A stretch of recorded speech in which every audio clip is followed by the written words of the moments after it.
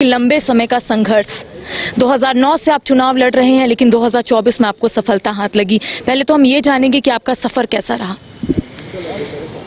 देखिए, बहुत लंबा संघर्ष के से हमें गुजरना पड़ा और संघर्ष ही जीवन का जो है बेस बनाता है। Struggle is life, life is struggle.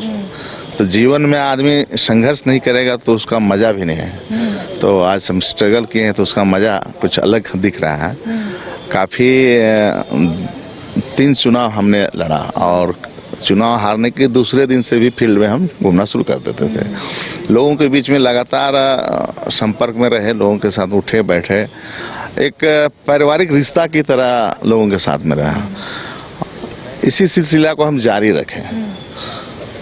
चौथी पारी का भी इंतज़ार कर रहे थे कि इस बार पार्टी टिकट देती है कि नहीं देती है। फिर भी पार्टी ने पूरा सर्वे कराया, 1 बार नहीं 4 बार 6 बार सर्वे हुआ मेरे बारे में। ग्राउंड रिपोर्ट लिया गया दिल्ली से, अपना इंटेलिजेंस ब्यूरो होता है हम लोग का, अपना दिल्ली का, अपना पार्टी का। लोगों से राय मशवरा लिया कि इस बार अगर टिकट दे दिया जाएगा तो सुरेश बैठा जीतेगा कि नहीं जीतेगा। तो सारे लोगों ने पॉजिटिव जवाब दिया। लोगों जो भी है ओपिनियन लिया गया लोगों से, तो उन्होंने कहा कि अगर बीजेपी को कोई हरा सकता है तो सुरेश बैठा, तो कोई माइकल लाल बीजेपी को नहीं हरा सकता है। क्योंकि बीजेपी का ये कांके विधानसभा काफ़ी दिनों से कब्जा रहा, लगभग 35 सालों से। उस किला को ध्वस्त करने का काम कांके की जनता ने इस बार की है। इसलिए कांके की जनता को मैं, पूरे विधानसभा के जनता को मैं तहे दिल से उनके प्रति आभार व्यक्त करता हूं और धन्यवाद देता हूं। अच्छा, 2009, 2014, 2019, उसके बाद 2024 में आपको सफलता हाथ लगी है, तो क्या लगता है कॉमन मिस्टेक आपने क्या किया था 9, 14 और 19 में? देखिए, कोई कॉमन मिस्टेक नहीं था। होता है कि हर बार बीजेपी जो है उम्मीदवार चेंज कर देता था, चेहरा बदल देता था। तो अपना पॉलिसी था उसका अपना पॉलिसी के तहत करता था। 2009 में हम चुनाव लड़े, फर्स्ट दफ़ा टिकट मिला। 20 साल से कांग्रेस पार्टी यहाँ चुनाव नहीं लड़ती थी।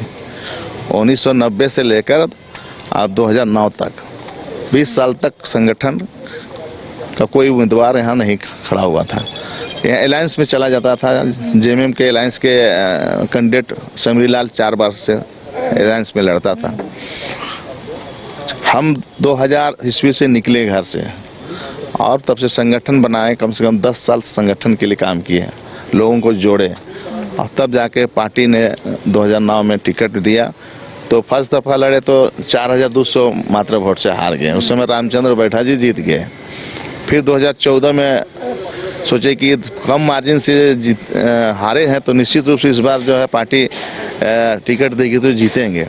लेकिन वैसी परिस्थिति में एक नया हवा चला 2014 में, माननीय प्रधानमंत्री जी नरेंद्र मोदी जी का लहर। तो लोगों ने कहा डबल इंजन की सरकार बनाएंगे। तो डबल इंजन की सरकार बनाएंगे तो भाई उम्मीदवार मेरे अगेंस्ट में जीतू चरण राम को दे दिया गया, और वो भी लोकल बुढ़मू क्षेत्र से बिलोंग करते थे। मुरुपुरी उनका गांव है।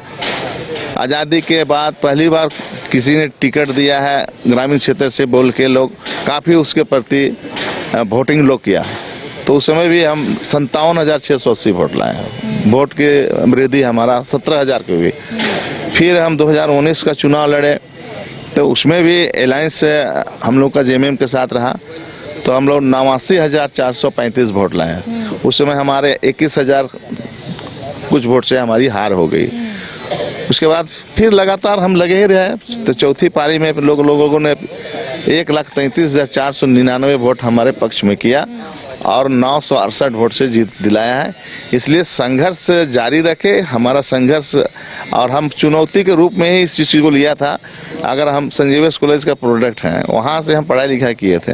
हम चाहते तो जेपीएससी या बीपीएससी, एक बार बीपीएससी भी हमने दिया था 44 बैच का। अच्छा। हाँ, तो उसमें बहुत सीरियस नहीं दिए थे। राजनीति तो हम शुरू से करते रहे हैं, सोना जी के साथ रहे हैं। तो एक लगाव मेरा विषय हो गया, ये सब्जेक्ट हो गया था मेरा कि हम इसी विषय में पास होना है।